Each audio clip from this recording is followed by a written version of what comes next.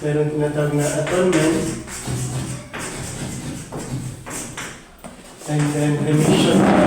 Ito, halos parehas yung ano niya, pero remission of sins.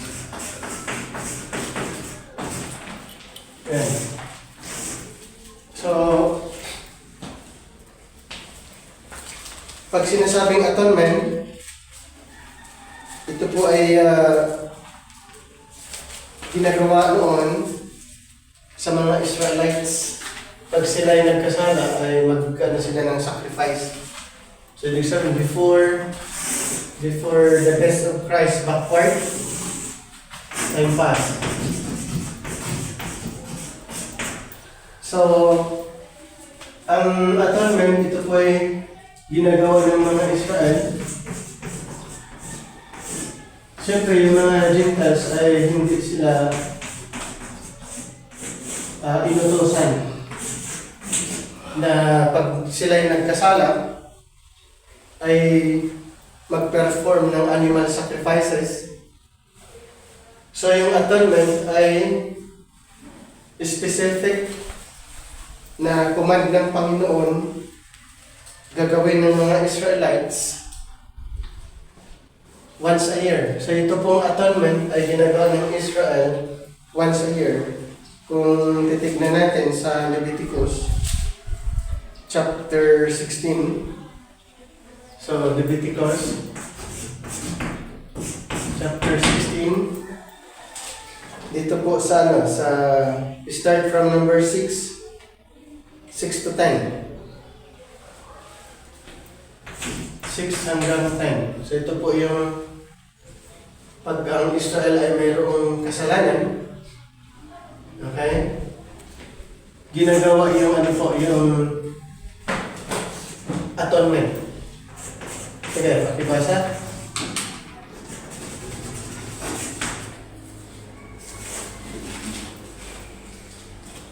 Para mapatawad ang kanilang kasalanan, yung mga Israelites, mayroon silang dapat gawin. Sige.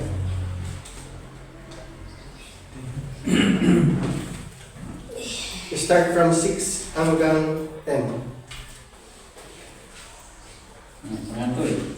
Mangitatag ni Aaron ito abaka adapon ang mangikat itibason ni pamilya na kalpasan na ipanatag itwa kaldig itiruangan ito dati Diyos sadyay bigyan ni Aaron lugar ni panagbibidnunod nga niya kalagit itwa abatu ay baik aku pinagpay ini parang ulitin ko nga. Verse 6. Mangidatag niya araw ituturo baka adapon ang pagikat itibason na ti pamilya na at basan na ipan na daging idwa kalding tiruangan tulad ni Diyos sadyay bigyan niya araw bawal itipanag binunod nga niya kadagit idwa apatu tiyag paay ti apa kin tiyag paay kini asasin idatag niya araw ti kalding anabunot nga paay ti ako adaton nga puti baso ngem ti kalding nga paay kini asasin si bibiyag ang may litag ti ako sa dumay bulos ti ang para kini asasin tapno may kat ti baso dagiti tao. Ayan. Hanggang 10? Yes po. Okay. So, mapansin niyo yung proseso noon under sa time pass, particular dun sa time ni Moses. Okay, yung sa time ni Moses. Ito yung proseso. Ito yung process paano sila mapatawad sa kanilang kasalanan. Kaya dito sa verse 6, and Aaron shall offer his bullock of the sin offering. So ang tawag po dito, sin offering. Nagkasala ang Israel, so mayroon silang offering. And which is for himself and make an atonement for himself and for his house. And he shall take the 2 goats, ilang kambing? dalawang kambing. So sa sin offering na ito, ay mayroon silang required na dalawang kambing na i-offer and present them before the Lord at the door of the tabernacle of the congregation. Ito po yung i-perform nila doon sa tabernacle. And Aaron shall cast lots. Ano yung cast lots? Bunutan. Bunutan. Upon the two goats. One lot for the Lord and the other lot for the scapegoat. So mayroong tinatawag na bunutan. Mayroong i-offer sa Panginoon na kambing at mayroon naman isa na tinatawag na scapegoat. Kumbaga hindi papatayin. Yung isa papatayin, yung isa pakawalan. So kailangan saan doon sa dalawang kambing, pag nabunot yung isa na papatayin, and then yung isa na may mabubunot na pakakawalan. So and Aaron shall cast lots upon the two goats, one lot for the Lord, ito po yung papatayin, sacrifice. And another lot for the scapegoat, ito yung pakakawalan. And Aaron shall bring the goat upon which the Lord's lot fell, and offer him for a sin offering. So ulitin ko ha, yung isa dito, actually parehas ito na offering, pero yung isang kambing ay papatayin para sa Panginoon, yung isa naman ay pakakawalan. But the goat on which the lot fell to be the scapegoat shall be presented alive before the Lord to make an atonement with him and to let him go for a scapegoat into the wilderness. So, nakuha niyo yung point dito po sa time pass, paano mapatawad ang kasalanan ng Israel. Dalawang kambing ang kanilang i-offer. Okay, mayroong dalawang kambing na kanilang i-offer. Yung isa papatayin, yung isa pakakawalan.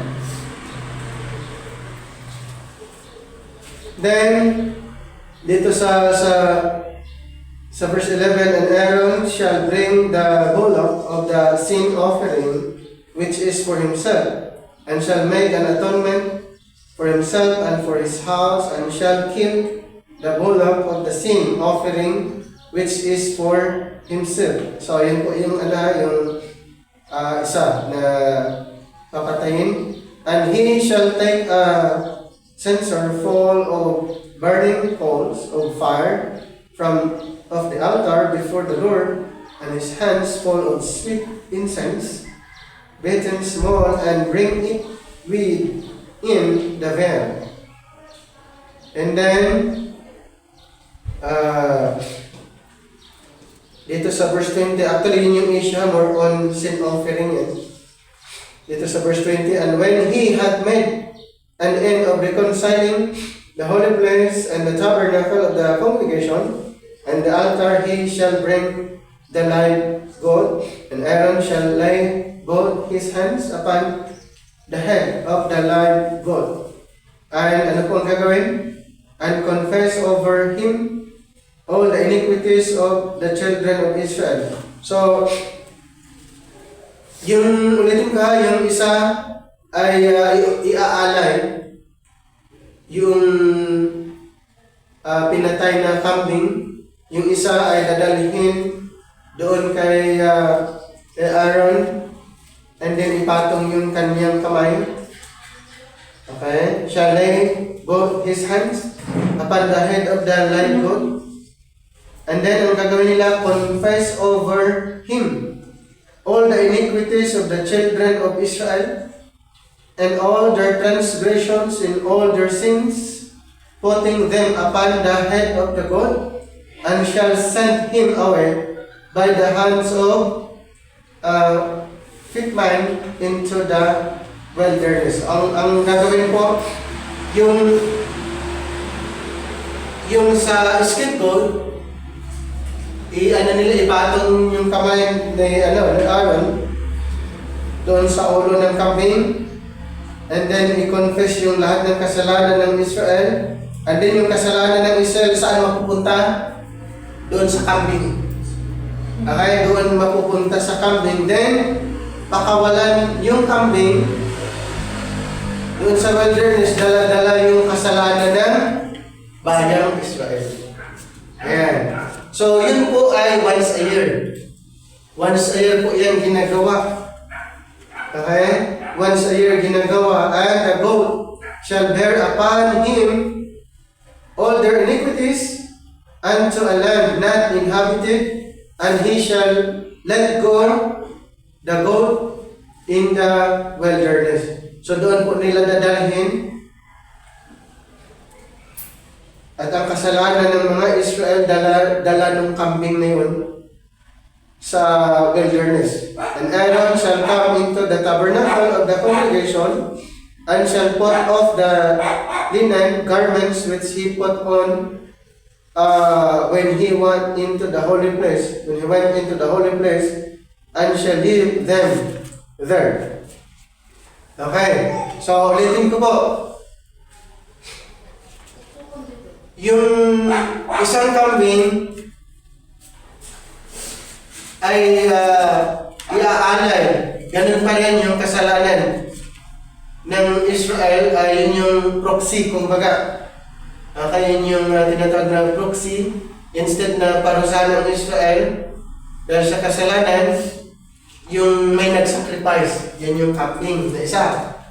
And then, yung isa naman, lahat ng kasalanan ng Israel ay i-transfer doon sa isang kambing. And then, pakakawalan yung kambing doon sa isang lugar, sa wilderness, dala-dala yung kasalanan ng Israel. So ano ang ngayon ang nangyari sa Israel? Since na ang kasalanan nila ay napunta doon sa dalawang kambing. Wala na silang kasalanan, tama? So, yun ay once a year, ginagawa nila. Okay? Once a year, ginagawa ng mga Israelites. So, yun po yung remission of sin sa kanila. Kapatawaran ng kasalanan. Punta tayo dito sa time nito nung dumating si Christ. Ito sa time ni Moses, ano naman ang remission of sins nung dumating si Jesus? Ito kakaiba. Ang remission of sins dito sa pamagitan ng bautismo sa tubig. Okay, dito, ang remission of sins ay kailangan na ng dalawang kambing. Okay, dalawang kambing na i-offer sa ating Panginoon once a year. Nung dumating si Jesus Christ, ang remission of sins ay hindi sa dalawang kambing. Ang remission of sins dito, okay, yan na lang natin para maunawa. The remission of sins ay water baptism.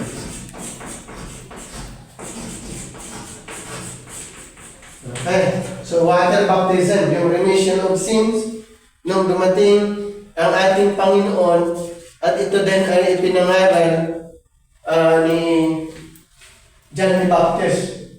Kumbaga, before Jesus, first si John the Baptizer, John the Baptist.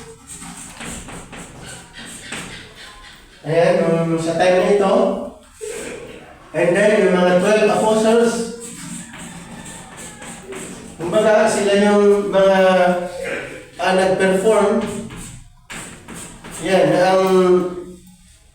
ang kapatawaran ng kasalanan ay hindi na sa katulad ng sa time ni Moses na kailangan ng dalawang kambing para sacrifice sa kasalanan ng Israel. So dito naman, sino ang recipient ng bautismo sa tubig? Sila pa rin, Israel pa rin. Okay, sila pa rin, Israel. Pero ang kaibahan lang, water baptism na hindi na dalawang kambing ang i-offer dito sa pamagitan ng bautismo sa tubig. Dito muna tayo sa Mark 1:4. Mark 1:4. Start na lang sa 1 hanggang 4 na lang. Sige, para makuha niyo po yung comparison. Mark 1 to 4 na lang. Sige.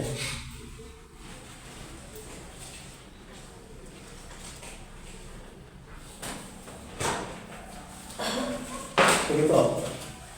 So ulitin ko, hindi part yung Gentile din ibang direction ng Gentiles.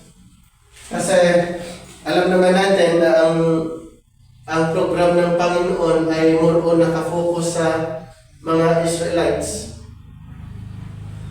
Sige. Mark? The beginning of the gospel of Jesus Christ, the Son of God. As it is written in the prophets, Behold, I send my messenger before thy face, which shall prepare thy way before thee. The voice of one crying in the wilderness, Prepare ye the way of the Lord, make his paths straight. John did baptize in the wilderness, and preached the baptism of repentance for the remission of sins. So ano po yung nakita niyong pagkakaiba? Dito po, ang remission of sins, yung atonement, it requires 2 goats. One for yung offering, and then yung isa is scapegoat. Pero sa time nang dumating si Jesus Christ, sa time ni John the Baptist, yung mga apostles, ang remission of sin sa kanila ay kailangan nilang bautismuhan sa tubig.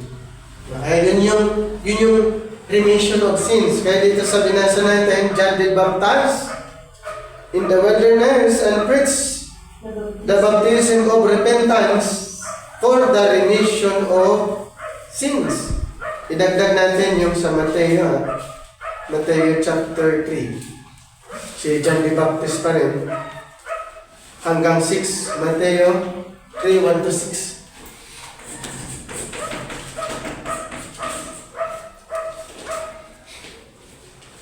Sige. Tinitarakin ko na panuhan ang mamulag ijayit ang Judea ket nangas kasabaw. Ang babawi kayo malaging ibasbaso liyo, inana. Pagsipod da asilegen ti pagarian ti langit. Ni Juan ti payat asawen. Ni Propeta Isaias iti kinunana. Ijayit ang damang ipukpuk kaw. Isagana yun ti dalang ti abo. Pasayatin niyo ti pagnamna. Nabil adudod ti kamilyo ti kawis ni Juan. Sintron alanat ti barikis na dudon kindiro ti kalawang na. Napangkin ko na dagiti tattao o nagpapaw ijay Jerusalem kentero a bisya ti Judea. Agraman amin ang nagdaga iti agsumbangil iti karayan Jordan. Nagbabawi da sila latak para iti basbaso da ket binunyagan da ni Juan. So, binyagan or bautismo. Ayan, binautismuhan. Bakit kailangan ibautismuhan? Yun nga, for the remission of sins. At yun ang ni-required that time. At kailangan nilang magpabautismo dahil yan ay part ng kaligtasan. Okay? Kailangan nilang magpabautismo dahil yun ay part ng kaligtasan nila. Pag hindi sila magpabautismo, hindi sila maliligtas. Idagdag niyo yung Mark 16:16. Mark 16:16. Sige.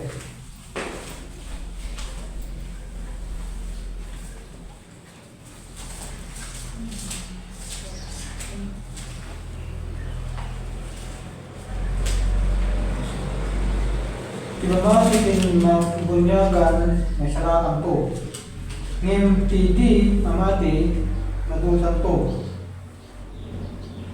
Okay, so ano yung ni-require para sila maligtas? Magbabautismo sila.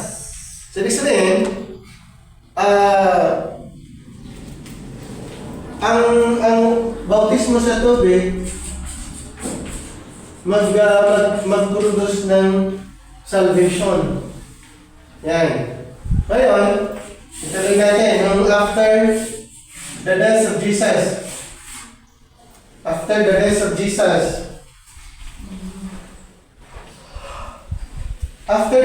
Jesus, inuutos ulit yung bautismo. Okay, nung si Kristo ay nag-resurrect, bago siya umakyat, yung mga apostol inutusan niya ulit. Mateo 28:19. Sige. Inutos ulit yung bautismo. 28:19.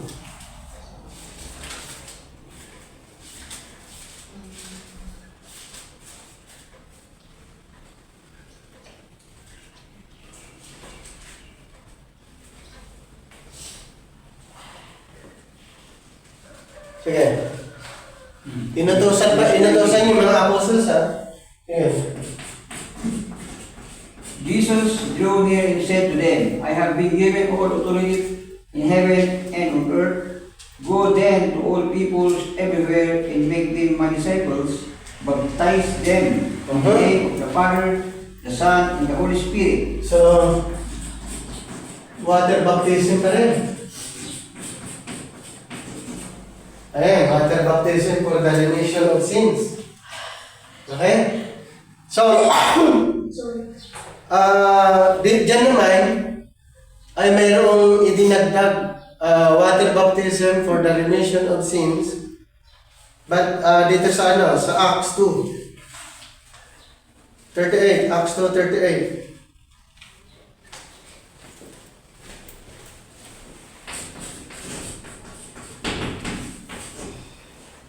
Acts 2:38.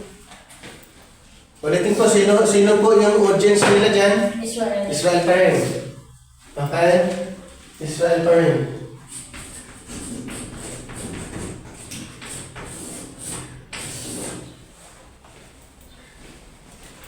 Nasa? 2:38, Acts 2. Kinuna ni Pedro, agbabawi kayo kadagiti basbasolyo. Pabunyagan kayo, itinagan ni Yesu Cristo, tapno, mapakawan dagiti basbasolyo. Kaya awatin niyo, tisabog, ti Espiritu Santo. Ayan. So, isinama na yung sa pangalan ni Jesus. Jesus' name. For the remission of sins. Okay, Jesus' name. Water baptism, Jesus' name. For the remission of sins. Ulitin ko po, sino ang audience ng mga apostles? Mga Israelites pa rin. So, ang mga Gentiles ay hindi bahagi dyan sa programa. Ngayon, tinanggihan ng Israel later on ay hindi pinaniniwalaan or nireject ng Israel. Kaya ang nangyari, itong Israel ay napunta dito sa ng mga Gentiles. So nandito na yung Israel magkasama sa mga Gentiles. So dahilan nito po yung kanilang pagtanggi. So sa bandang ito, sa banda dito po, Israel and Gentiles ang recipient, pero ang programa hindi na katulad dito. Ang Panginoon, meron siyang tinawag na isang apostol na hindi kasama ng 12. Ang Panginoon ay nag-open ng panibagong programa na ang concern Israel at saka Gentiles. Dito, more on Israel lang. Okay, more on Israel. Pero nung Israel ay nag-fall ang Israel, ibig sabihin yung programa nila ay nag-stop. Dahilan na ang Panginoon pumili ng isang apostol at pinagkatiwala ang grace program. So, hindi katulad dito, ito na may grace program. Okay? So, ang programa ito ay mystery. Mystery. Noon, bago kay Apostle Paul. Basahin lang natin yung Romans 16:25 muna. 16:25 at saka Ephesians chapter 3:1-3. Para makita nyo na mayroong isang programa ang Panginoon na bago likhain ang sanlibutan, ito ay nakatago at inirebel niya kay Pablo. Sige. 16:25, Roman. Manaydayan ti Diyos, mabaling kayo pagtalinay din natin kayo iti pagmateo. Kas mayroon mo itinibag kadamag na kasabak nagapan ken Yesu Cristo. Ken kas mayroon mo iti paramarang kalingod iti nakubnoan na yung ming manipugtigi buhay. So, may isang programa na na-elibman. Kumbaga, hidden, nakatago. Hindi punganay. Ano sana? Punganay. So, in the beginning. yan. So, may isang programa na nakatago noon. At ito ay ipinagkatiwala kay Pablo. Idagdag din Ephesians 3:1-3. Kung kanino ba ipinagkatiwala yan. Ephesians 3:1-3.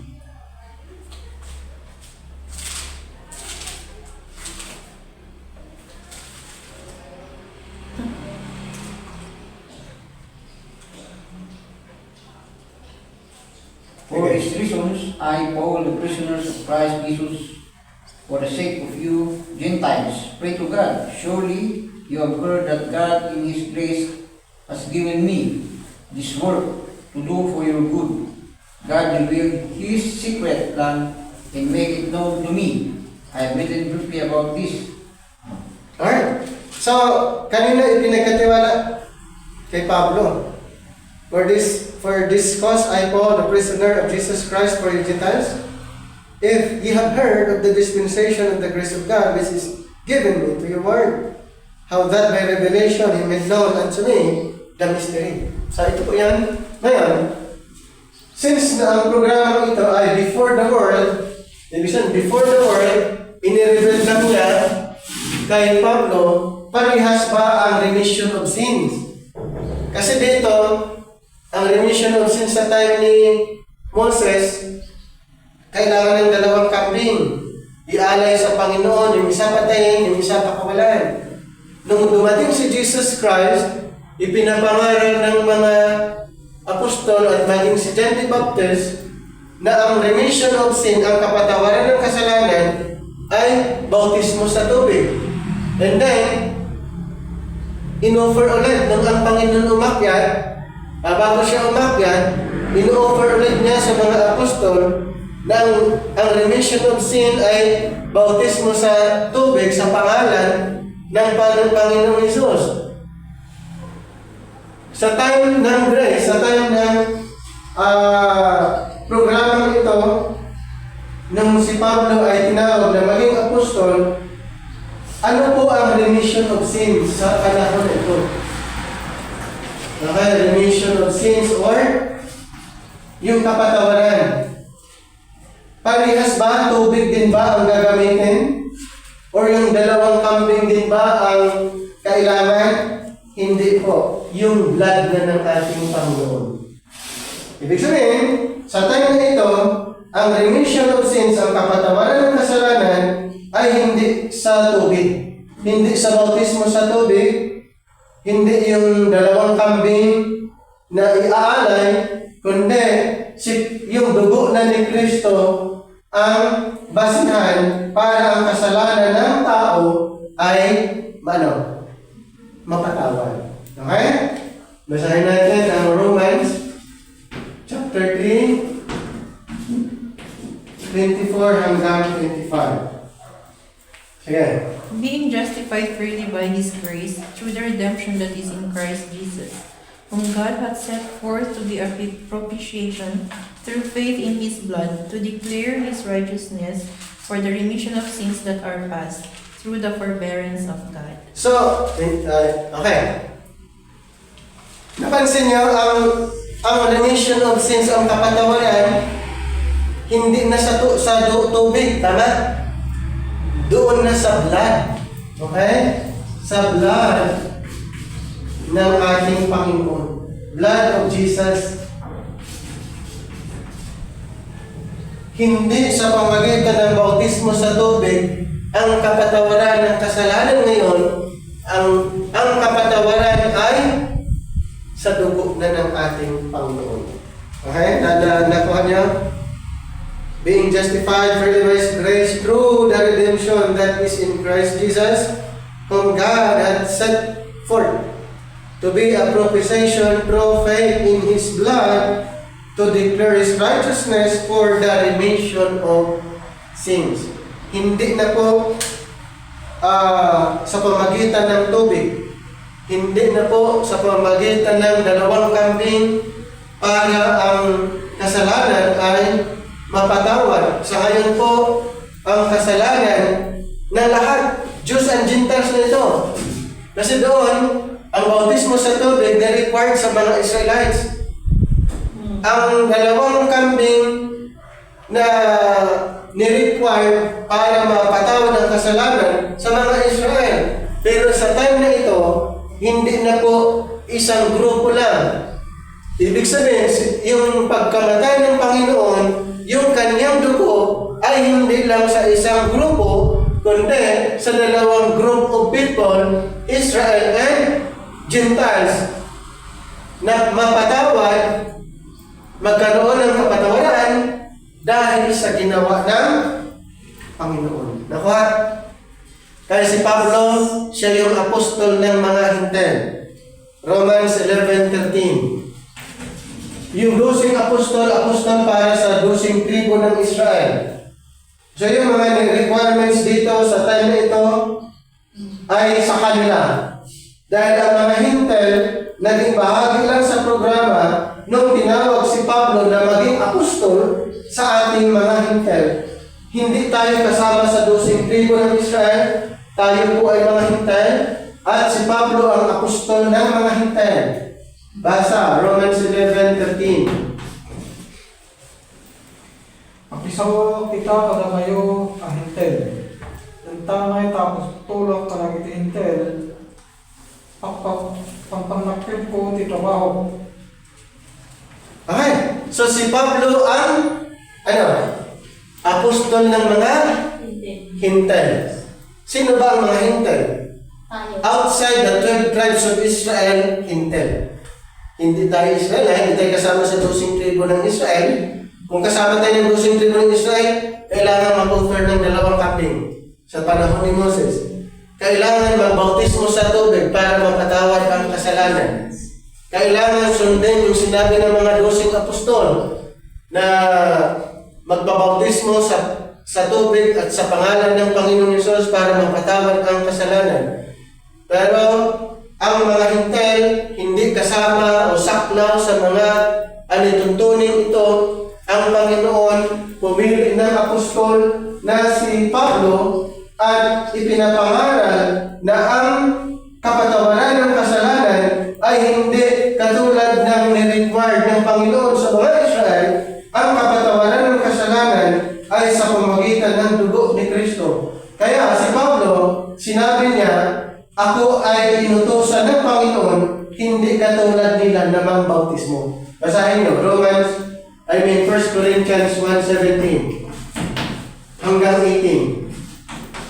Kaya pala, nasabi niya, ako ay hindi katulad ng mga ito na inutusan ng bautismo.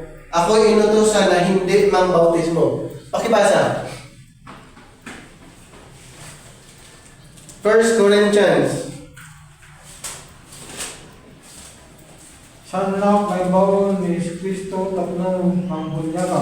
Hindi kay tapno iwarabawag ko tinipag adamag. Diyan ko sa rin tinisriban at pagsasamo ang mga no may kat titang ng barentik na pamatay ni Kristo ni Cruz. Okay. So, napansin niya dito sa verse 17, sabi ni Pablo, for Christ sent me not to baptize. Kasi, bakit sabi niya na Christ sent me not to baptize? Yes, kasi dito ang remission of sin ay sa pamagitan ng bautismo sa tubig dahil yun yung instruction. Dito ang instruction ng Panginoon, ang remission ng kapatawaran ng kasalanan ay hindi sa tubig kundi sa dugo ni Kristo. Kaya sabi ni Pablo, ako'y inutusan na hindi magbautismo kundi ipangaral ito. Yung ginawa ni Kristo sa cross, ipangaral ang kanyang ginawa sa cross. Eh sabi niya, for Christ sent me not to baptize, but to preach. But to preach the gospel, not with wisdom of man or of words, lest the cross of Christ should be made of none effect. Ganito po pala ang maging mangyari. Kung si Pablo na hindi inutusan ng bautismo, magiging walang saysay na ang ginawa ni Kristo, magiging wala ng epekto ang ginawa ni Kristo. Bakit? Ang preaching niya ay hindi base doon sa instruction ng Panginoon. Kaya dito sa verse 18, for the preaching of the cross is to them that perish foolishness, but unto us which are saved, ano? It is the power of God. Kaya kung pansinin natin sa pangangaral ni Apostol Pablo, more on nakasentro dito sa work ng ating Panginoon. So, kung ang kaligtasan dito ay sa pamagitan ng bautismo sa tubig, ang kaligtasan dito ay sa biyaya ng Panginoon. Salvation here by grace. Ephesians 2:8 and 9. Regalo ang kaligtasan dito. Sa time noon, hindi kailangan nilang magpabautismo para maligtas. Dito po ang kaligtasan ay hindi na kailangan ng tubig, kundi kailangan ng dugo ni Kristo. Dapat ang tao ay maniniwala sa ginawa ng ating Panginoon. Ephesians 2:8 and 9. Sige.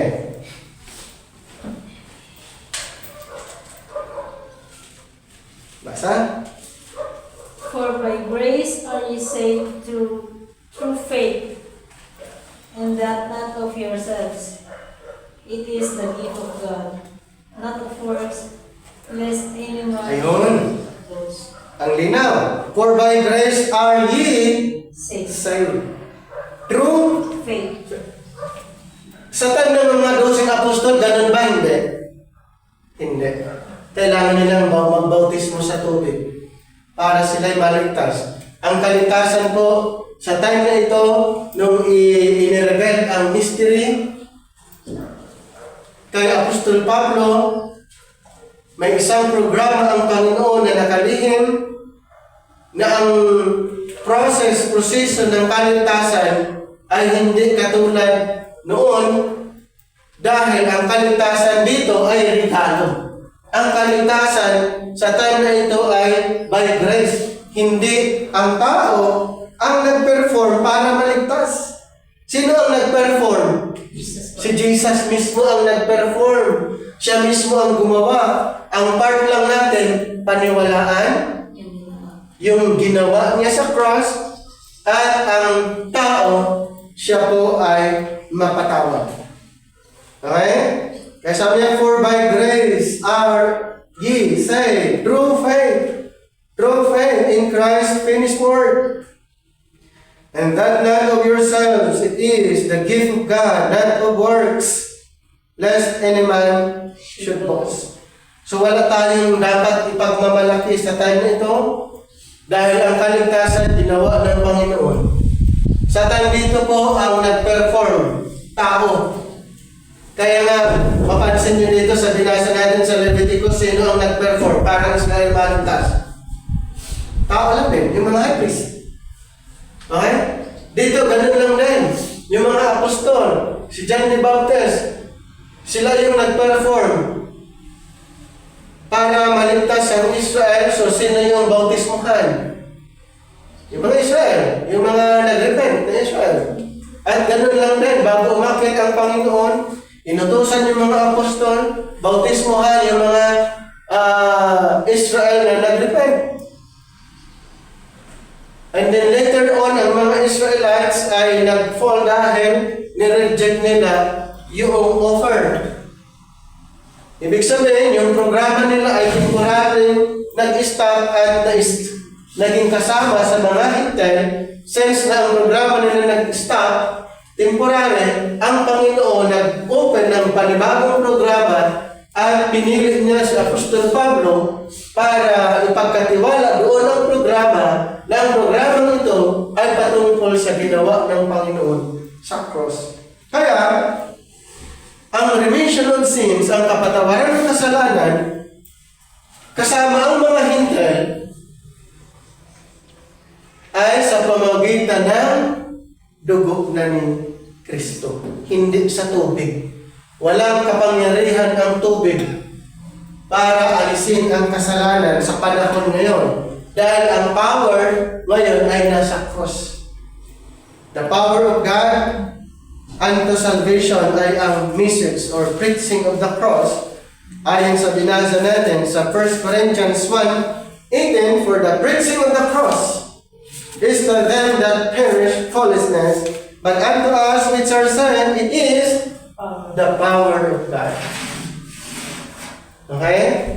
Kaya, ang kapatawaran, ulitin ko po, sa pamagitan ng dugo ni Kristo, we are forgiven. We are already forgiven by blood. Colossians tayo. 1:14. In whom we have redemption through His blood, even the forgiveness of sins. Yan. So in whom we have redemption through His blood. Hindi sa water. Through the blood of Jesus.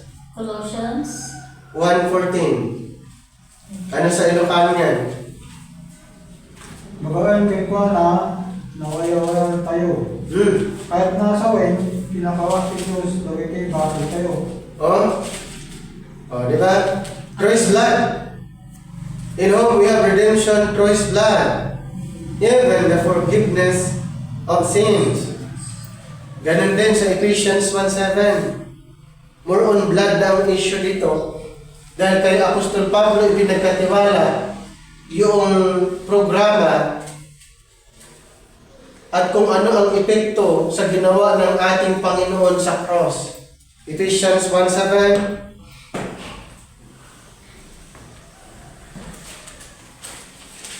Magawain iti papatay ni Kristo, magulpod, tiwaya-waya, kahit napakawan na iti, as basol tayo. Anyan, ang nagdakkel, ti parabot ti Diyos. Okay, in how we have redemption through His blood. Anong blood dyan sa Ilocano? Parang wala akong narinig na blood. Wala po sa Ilocano. Wala sa Ilocano yan. Ganun din sa Tagalog. Eh, inantay ko Dara. Kaya mahanap kayong Kulang. Kulang ah. So, sa English kasi, in whom we have redemption through His blood. Oh, anong ginawa dyan? Ano, pakawan? Magawain iti papatay na. Forgiveness. Pero wala yung blood no? Magawain iti papatay na. Okay, in whom we have redemption forgiveness of sins according to the riches of His grace. So tandaan po natin, dito po ang kapatawaran ng ating kasalanan through the blood of Christ. Okay? Ang kapatawaran ng kasalanan through the blood of Christ. And then, isa pa, yung justification natin through the blood of Christ pa rin, by His grace. Balik tayo sa Romans chapter 3:24. Ang justification ay sa finished work ng ating Panginoon na. By His grace. Romans 3:24. So, hindi na sa mga requirements. Through Christ na. Sige, 3:24 ng Roma. Being justified freely by His grace through the redemption that is in Jesus Yan. Christ. So, hindi na po doon sa nakasalalay sa mga requirements. Ang justification na natin ngayon ay by grace. Being justified freely by His grace, hindi na po sa mga requirements. 3:20. Okay? Hindi na po sa mga requirements. Idagdag niyo din po yung Romans 5:1 and 2. Romans 5:1 and 2.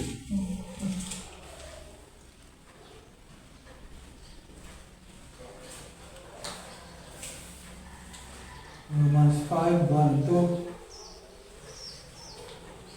Itan, talapalintik tayo, bawal kumali. Ikapya tayo, si Diyos, bukupin niya po tayo ang Jesus Kristo.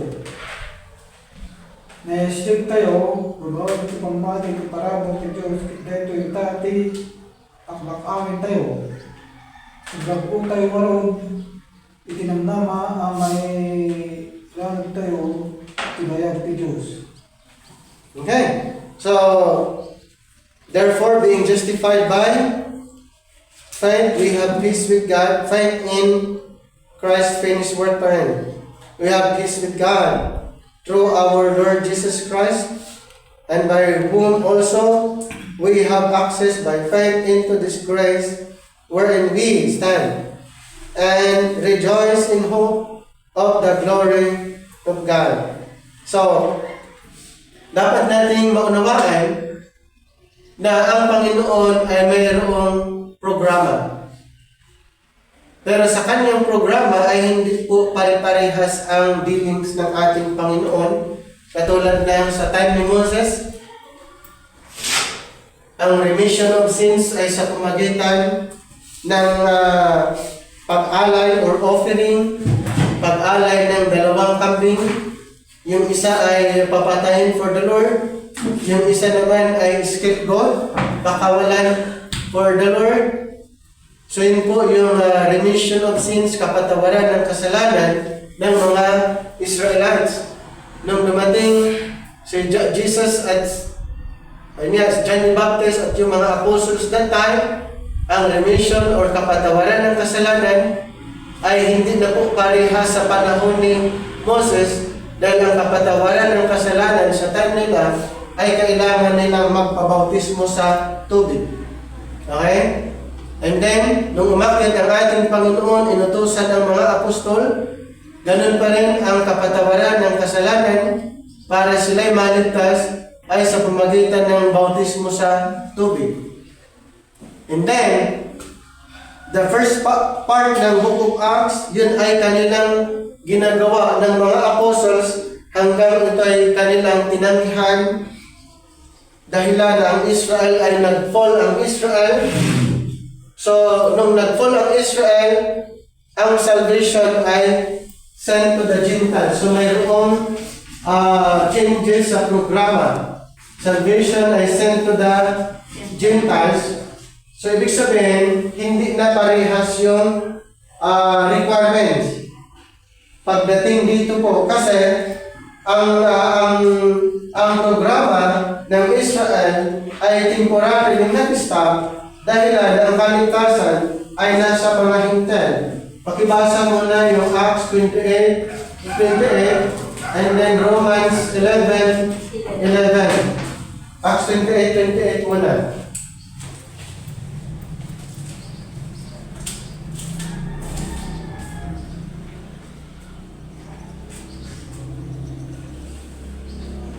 Sige.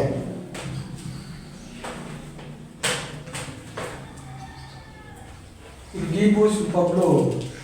Masapon may kawang kada kayo tatlo naman nyo may baunin pagkihintel pagkitin mangipakang mo iti mensahe ti Diyos. Nagpapang iti pagnakaisalaman. Dumlig dan po. Okay? So, ang nangyari po sa time na ito, ang kaligtasan ay nasa mga hindi. Be it known unto you therefore, or known therefore unto you, that the salvation of God is sent unto the Gentiles.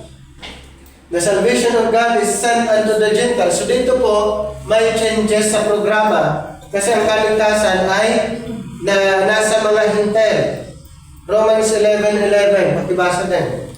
Romans 11:11. Narod, idi na itib kol dagita Hudyo, saan da ka din abimangon, nagda ka di iti pakadadailan da, saan? Gaputa nagbasol da, imay ti panakaisalakan kadagiti hentil, tapno apalan ida dagiti Hudyo. Ayan. So, napansin niyo po, may changes sa programa. Hindi parehas yung programa sa time ni Moses, sa time ni John the Baptist, ni Jesus Christ, ng mga apostles, isang program lang po yan. Pagdating po sa time na ito na kung saan tinanggihan ng Israel yung offer ng Panginoon, ang salvation ay napunta sa mga Hintel. Kaya dahilan ang Panginoon pumili ng isang apostol para sa mga Hintel at para din sa panibagong programa na hindi related, connected sa time na ito. Ito pong programa ito ay bagong programa. Yan po ay nakatago bago palikhain ang sanlibutan at ito'y kanyang ipinagkatiwala kay Pablo na ang mensahe tungkol sa kaligtasan ay sa pamamagitan ng ginawa na ng ating Panginoon. Ang remission of sins hindi parehas dito. Ang remission of sins or kapatawaran ng kasalanan sa time na ito ay sa dugo na ng Panginoon, hindi katulad noon ay sa tubig. For the remission of sins, kailangan niyo silang bautisman sa tubig. For the remission of sins sa time ni Moses, kailangan ng 2 kambing ialay para sa Panginoon at mapatawad ang kasalanan ng Israel. Sa ngayon po, hindi tubig ang basihan para mapatawad ang kasalanan ng tao, kundi sa dugo ng ating Panginoon.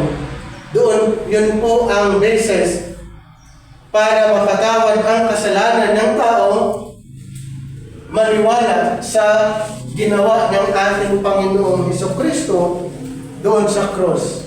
Okay? Kaya, ang kaligtasan under this present time ay ang nag-perform ang Panginoon. Hindi katulad noon nang nag-perform para maligtas ang tao, yung tao mismo. Dito po, sa panibagong programa na binuksan ng ating Panginoon, ang nag-perform para maligtas ang tao, si Kristo. Ang part natin, maniwala sa kanyang ginawa sa cross. Okay? So, sana po malinaw sa atin yung regarding the remission of sins, kung papaano po ang remission of sins sa time ni Moses, sa time ni Kristo, at sa time na binuksan ng ating Panginoon ang bagong programa at kanyang ipinagkatiwala kay Apostol Pablo. Okay? May mga questions before natin i-close yung ating Sunday School?